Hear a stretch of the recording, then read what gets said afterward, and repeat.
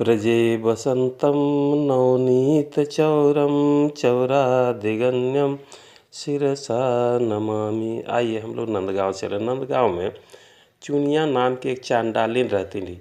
ये बूढ़ी हो गई थी, डंडा के सहारे चलती थी लेकिन फल बेचती थी।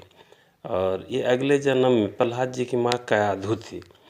अब देखिए, एक दिन भगवान ऐसा कृपा कर दिए कि इनका फल कोई लिया नहीं। ये नंद भवन के सामने आके आवाज़ लगाने लगी, आम, अंगूर, संतरा, सेब, मीठे मीठे फल है, ले लो भैया ले लो, आज दिन भर कुछ नहीं बिके, भूखी रह जाऊंगी। भगवान कृष्ण भी 5-6 साल के दौड़ के आए, बोले हमको फल दोगी? तो बोले क्यों नहीं दूंगी, कुछ मोल दो, कुछ दाम दो और फिर दूंगी। भगवान बोले दाम क्या होता है?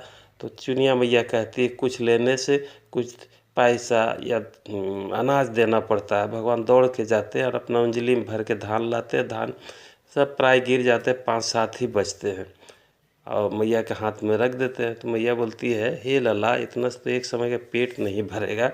जैसे ही ये बोली, भगवान बोले मैया रे हमको क्षमा कर दो, मेरी छोटी हाथ है, कहाँ इतनी आती है। मैया सुनते ही इनके अंदर में ब्रह्मानंद उत्पन्न हो गया। बोला तुमने उनको माँ बोला? भगवान फिर बोले माँ माँ माँ। इतना सुनते ही अब अपने आप को भूलने लगी चुनिया माता।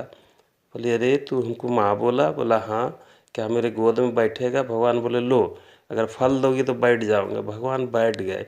अब मैया लगी रोने। भगवान आँख से उनका जो आंसू बह रहा था उसको पोंछ डाले भाई, और बोले अब हमको फल दे दो। बोले ले लो भैया सब फल। भगवान पीताम्बर बिछा देते, चुनिया मैया सब फल डाल देती है।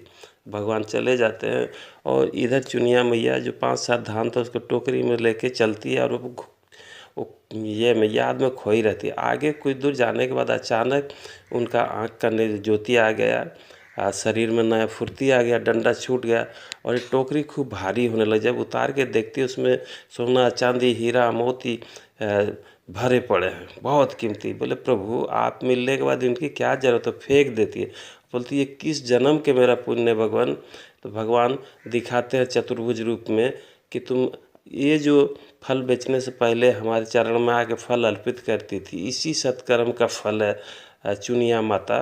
अब वो कहती है कि प्रभु अब आप, ये शरीर आपका है और ये शरीर जब तक आप में नहीं मिल जाता है, मैं इसी बरगद के नीचे बैठकर आपका नाम जपते जपते शरीर को समाप्त कर दूँ। आज जपने लगी राधा कृष्ण राधा कृष्ण। तो देखिए थोड़ा सा फल चढ़ाने का फ़ायदा क्या होता है भैया, अगर कुछ नहीं हो तो हम अपने आप को भगवान के चरण